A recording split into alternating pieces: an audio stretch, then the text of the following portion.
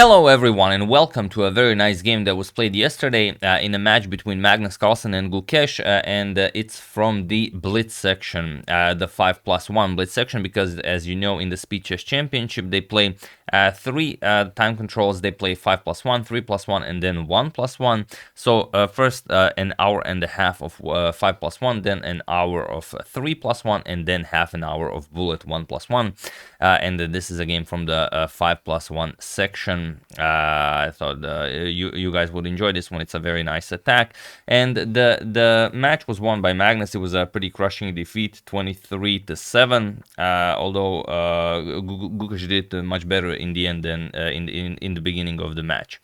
But this is one game I thought you guys might enjoy, so let's check it out. It's a game from the, I don't know what's before quarterfinals, like you have the finals, the semifinals, the quarterfinals, and then whatever is before that. This is from that, like the 8 finals, or, you know, 16 people thing. I don't know the word for it, but this is from there. So Magnus with the white pieces opens with the d4. We have knight to f6, c4, e6, knight to f3, and now d5. We have the queen's gambit declined, and now knight to c3, offering Gukesh to go for bishop to b4, and he does it. Bishop to b4. The Ragozin defense is on the board. We have e3, and Gukesh castles, transposing into the Nimzo-Indian, and now pawn to a3. Bishop to d3, still by far the most popular. We have a3. Bishop captures on c3, b captures, and now d captures on c4. This is extremely rare. Usually you will see something like c5 or knight to c6, but d captures on c4 in this particular position is very rare. Magnus recaptures, bishop captures on c4, c5 by Gukesh, and now Magnus castles. And here there are some known moves like c captures on d4 or knight b to d7, queen to c7, all known moves, but b6 is a new move. So now already as of move 9 we have a completely new game, and Magnus goes for queen to e2. He develops the queen, now he has to develop the bishop to connect the rooks, and queen to c7. And this is already slightly incorrect. Bishop to b7 has to be played here in order to prevent Magnus from advancing his pawn to e4, or you could put a knight to e4. This is all, I mean, bishop to b7 followed by knight to e4. Those are the moves you want to play. Gukesh goes for queen to c7, and this will create problems for him as Magnus pushes e4 right away, which would not be possible. Now comes knight b to d7 and pawn to e5, chases away the knight, and now this diagonal opens up and you can never have a knight on f6 pretty much for the rest of the game. We have knight to d5, knight to g5. Now out of nowhere an attack emerges, and now Magnus is planning some queen d3, queen c2 action to go after the h7 pawn. So h6, kicking the knight away from there, knight to e4. And now again it's a very difficult to play this with black. Bishop to b7 should have been played, and it should be played now. With bishop to b7 maybe black still has some hopes of defending this position, but Gukesh plays pawn to f6, and now the position is completely winning for Magnus. I will allow you guys to pause the video and try to figure out how. It's a very nice idea, so feel free to pause the video and win the game for Magnus while I give you a couple of seconds.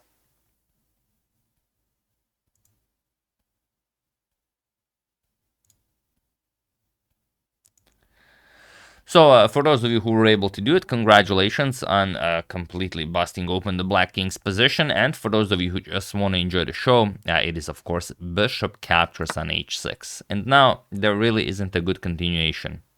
You could say, okay, I'm not going to capture on h6, I'm going to play something like bishop to b7, but then Magnus would just continue happily offering the bishop, and now you kind of have to capture it. And now let's say queen to g4, king to f7, and now knight to d6 check, and now a nice king hunt begins. Queen to g7, king to d8, and now pawn to f4. And if you can survive this, then I mean you're a spectacular player, but this is objectively completely winning for white.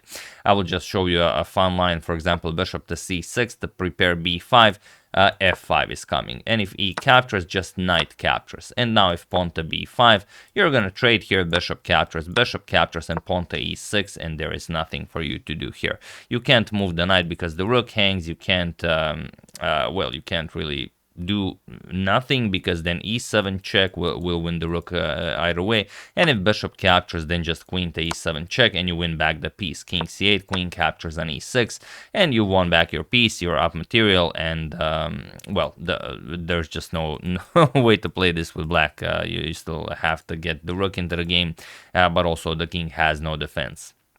So instead, after bishop captures on h6, g captures on h6 was played, and now you of course know what Magnus's idea is. He wants to bring the rook into the game via a nice rook 1 to d3 rook lift, and then try and checkmate the black king.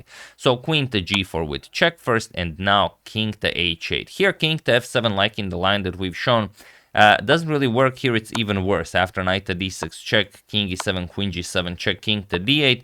You can even play this right away. Bishop captures, e captures, and now just knight to f7 with check, and that's pretty much it. Rook captures, queen captures, and whatever you play, let's say f captures on e5, just queen to g8 check, king g8, and d captures on e5, leaving black without all that many options. You can't develop the bishop because the rook would hang. Okay, you can play bishop to b7, but then we just move the queen with check, and basically rook is coming to e1. You will have a rook on f1, f4, f5, f6, e6, and that's it. There's no playing this. So after queen to g4 check, Gukesh tries king to h8, but now queen to g6. Now Magnus goes for the h6 pawn, and if you capture or advance, then there's even captures on h6 with check, king to g8, queen captures on e6 with check, and then the entire position falls apart. So bishop to b7, finally Gukesh plays this move, but now queen captures on h6, king g8, queen to g6 with check, king to h8, and now rook 8 to d1, coming in for a nice rook to d3, rook to h3 checkmate. So knight captures on e5, Gukesh gives back material to try and defend this, d captures, queen captures on e5, and now Magnus should play something like either queen to h6 to get the queen off of the g file, because it could matter, or just continue with rook to d3. I will show you, because it's a fun line. Knight to f4 now. That's the reason why Magnus did not go for this, probably, as it's a blitz game. So, you know, he just wanted to get rid of that knight because it attacks the queen, the rook, and guards the h3 square. But still, queen h6 check. King to g8, now look at this, rook to g3 check, king to f7, queen to h7 check, king e8, and now there's this bishop to b5 check, and that's it. There's no playing this. King to d8, queen d7 will be checkmate. However, after queen captures on e5, Magnus played bishop captures on d5. He just didn't want to allow that knight to f4 move, I imagine. And now e captures on d5, which allows Magnus to just win on the spot, but with bishop captures on d5, it would be a bit trickier. Because now if you continue with rook to d3, there's the incredible queen f5, and now if rook to h3 with check, you play queen captures on h3.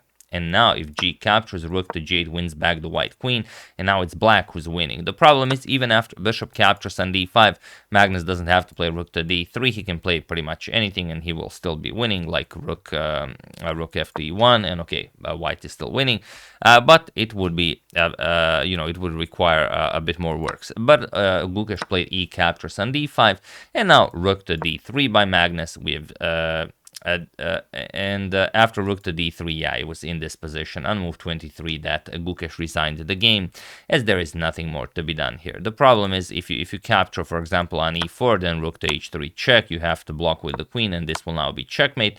And even if you don't, if you try something like bishop to c8 to guard the h3 square, so rook h3 is not possible, rook g3, and now you cannot defend against rook to g7 checkmate. Okay, you could play rook to f7, but then this is checkmate because the rooks are now disconnected as the bishop was placed on c8. So there is nothing you can do here. After rook to d3, Gukesh resigned, and another great victory it was for Magnus Carlsen in the 5+1 blitz section. So yeah, like I said, the final result was 23 to 7. So Gukesh did get some wins, and he even got some nice checkmates, but it was pretty much just a crushing victory for Magnus Carlsen, who will now face Fabiano Caruana in the quarterfinals of the Speed Chess Championship. That's the game. Hope you guys enjoyed it and learned how to attack the Nimzo-Indian defense, maybe when it's played with not the most precise move order. So hope you enjoyed that as well. I would like to thank Zoltan Koshkardi, Benjamin Hauberger, Ravishing Reptiles YouTube, Home, and Anubhav Katyal for a contribution to my channel. Thank you a lot. I really appreciate it.